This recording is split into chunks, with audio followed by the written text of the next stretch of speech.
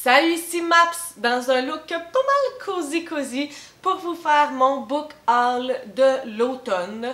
Donc, tous les livres que j'ai achetés durant les 3 mois que dure l'automne. Et c'est pas mal ça.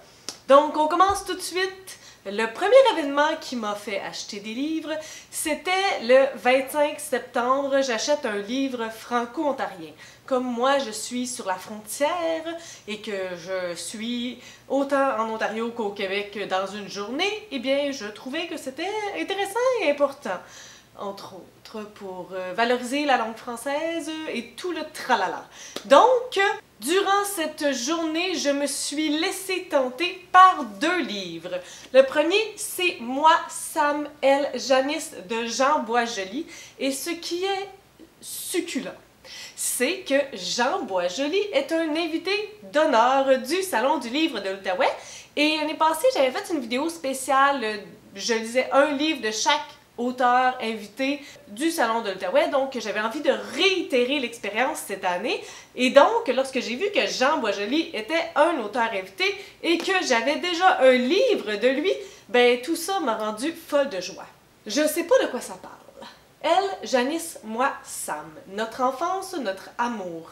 Nos vies soudées par la désespérante recherche du bonheur. Des existences soldées par l'inévitable dénouement dramatique.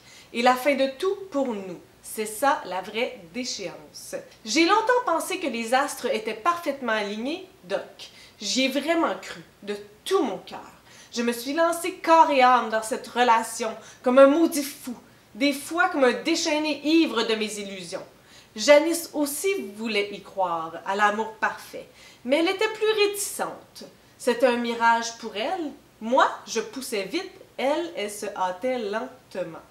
Elle était plus prudente, la Janice, moins tête folle que moi en amour. Donc, c'est sûr que je le lis prochainement, en fait, avant le 1er mars, 28 février, c'est là que se déroule le Salon du livre de l'Outaouais. Donc, c'est le fun parce que là, je vais l'acheter puis je sais que je vais le lire. Tu sais, j'ai comme un objectif. Le deuxième ouvrage qui m'est tombé dans l'œil, c'est Sans capote ni Kalachnikov de Blaise Ndala. Toujours pour le 25 septembre, j'achète un livre franco-ontarien. C'est le premier livre que j'ai de cet auteur-là. On en entend beaucoup parler ces derniers temps et il me semble qu'il était un auteur invité au Salon du livre de Montréal en 2019, lui là, qui vient tout juste de passer. Portrait sans concession de l'Afrique contemporaine, sans capote ni Kalachnikov, dépeint un monde obsédé par la célébrité et la marchandise de la misère.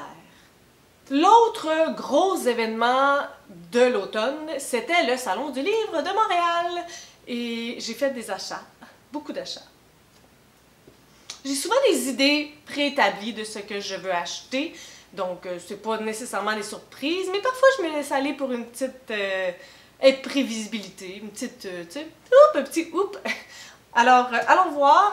Celui-là, Je suis Gabrielle de Gabrielle Marion, Confession d'une transe comblée. Ça faisait vraiment un bout de temps que je le voyais passer. J'avais acheté le livre de P.L. Cloutier l'année dernière au Salon du livre de Montréal 2018. Puis j'avais vraiment été tentée par celui-là, puis je sais pas trop pourquoi je l'avais pas fait à ce temps-là, mais je me suis mis à regarder quelques vidéos de Gabrielle Marion, puis il y a eu aussi tout le gros boom à propos de Kate qui est allée à OD, Afrique du Sud, et qui était une femme trans aussi. Donc, je me suis dit que ça me tentait vraiment de me lancer dans cette lecture, que ça allait vraiment être intéressant. Je l'ai commencé d'ailleurs en revenant du train de Montréal, puis là, je sais pas pourquoi, là, je l'ai pas fini. Mais c'était vraiment bon, puis j'ai hâte de le terminer, puis j'espère que je vais le faire en 2020. Il y a celui-là aussi qui, ma foi, je n'entends parler abondamment, partout, tout le temps, Les écrivements de Mathieu Simard, et cette fois-ci, c'est là que je me suis laissée tenter. Donc, les traces de pas dans la neige finissent toujours par disparaître, comme des souvenirs qu'on est forcé d'oublier, soufflés par le vent ou effacés par le soleil. Celle de Suzor, partie un soir de décembre 1976, n'existe plus depuis longtemps. Pourtant, Jeanne les voit encore chaque jour par la fenêtre du salon. Pendant 40 ans, elle s'est promis de ne jamais le chercher. Mais lorsqu'elle apprend qu'il est atteint d'Alzheimer, sa promesse ne tient plus. Elle doit retrouver Suzor avant qu'il l'oublie. Dans un Montréal enneigé, aidée par une jeune complice improbable, Jeanne retracera le chemin parcouru par Suzor et devra, pour ce faire, revisiter leur passé. La famille qu'ils n'avaient pas, leur jeunesse en solitaire, le voyage en Russie dont elle porte encore les cicatrices, le trou dans le mur de la cuisine, le carnet que la petite n'avait pas le droit de lire, les boutons trouvés sur le trottoir. « Je ne veux pas être la seule condamnée au souvenir de nos bonheurs », dira Jeanne dans ce doux roman, sur les caprices de la mémoire, sur ces choses qu'on oublie sans le vouloir et celles qu'on choisit d'oublier. Ma foi, c'est la première fois que je lis le 4e de couverture et, mon Dieu, que ça a l'air touchant. Je peux définitivement comprendre l'engouement autour de ce livre-là. Celui-là aussi, j'en avais entendu abondamment parler. Je l'ai fait dédicacer. À Marie-Pierre, j'espère que ce roman saura te faire passer un doux moment. Donc, l'allégorie des truites arc-en-ciel de Marie-Christine Chartier, ça aussi, j'en ai entendu parler. Je me suis fait aussi référer par certaines personnes, je pense que c'était Cynthia Carbonneau qui m'avait dit de le lire. Puis moi aussi, il me tente beaucoup, mais tu sais, parfois c'est juste une histoire d'astres et de ça, là, de la vie. Donc là, ben, je me suis dit que c'était le moment de l'acheter. Max et Cam sont amis. C'est une de leurs seules certitudes. Sauf que la ligne entre l'amour et l'amitié, c'est comme de la peau. Au fil du temps, elle s'amincit. Max a un peu le syndrome de l'enfant roi. Cela dit, c'est un gars cool, sociable et insouciant. Sa relation avec ses parents est complexe. Il aime les femmes et les femmes le lui rendent bien. Max aime Cam, surtout. Mais il ne sait pas comment s'y prendre avec elle. C'est dur d'aimer quelqu'un quand on a peur de tout gâcher. Cam est brillante, sensible et meurtrie. Son monde est petit, son cœur énorme. Elle termine une maîtrise, ira au doctorat. Elle rêve d'être artiste, sera probablement professeur. Cam aime Max, mais c'est dur d'aimer quand on s'est si souvent fait briser. Que faire quand on aime quelqu'un, mais qu'on ne sait pas si aimer suffit?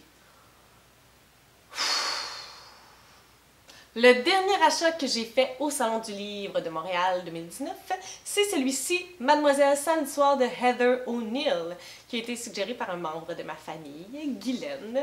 Et puis, je l'ai vu, je me suis dit pourquoi pas.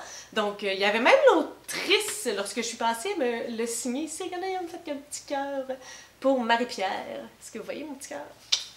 Donc, tu sais, les jumeaux Nouchka et Nicolas Tremblay vivent avec leur grand-père dans un minuscule appartement du boulevard Saint-Laurent. Seule descendance du légendaire Étienne Tremblay, célèbre pour ses truculentes chansons sur la classe ouvrière et sa réputation de bon vivant, frères et sœurs sont désespérément immoraux et d'un charme irrésistible. Élevés sous les projecteurs, les inséparables n'ont jamais pu se résoudre à céder à l'ordinaire. À la veille de leur 20e anniversaire, leurs pulsions autodestructrices finissent par les rattraper quand Nouchka accepte le rôle de reine de beauté au défilé de la Saint-Jean-Baptiste. L'attention des médias se braque de nouveau sur eux pour exposer leurs failles. Bien que Nouchka tente de s'émanciper et de s'éloigner de sa famille, elle demeure une Tremblay. Et lorsque le malheur frappe sévère les siens, qu'elle revient. On dirait que je suis un peu confuse de ce 4e de couverture pour le moment. Et là, j'ai quelques services de presse. Donc, celui-là, j'en ai déjà parlé, La loi de la gravité d'Olivier Sylvestre. J'ai croisé les éditions Hamac au Salon du Livre de Montréal et ils m'ont gentiment offert le livre de mon choix. Et ce choix, c'était celui-ci, gentiment dédicacé par Olivier Sylvestre aussi. Donc, je vous invite à aller voir ma critique sur ce livre si ça vous intéresse. C'est une pièce de théâtre que j'ai bien aimée, qui parle de l'identité de genre et relations amoureuses, d'amitié. C'est ça. 2e service de presse de Michel Jean.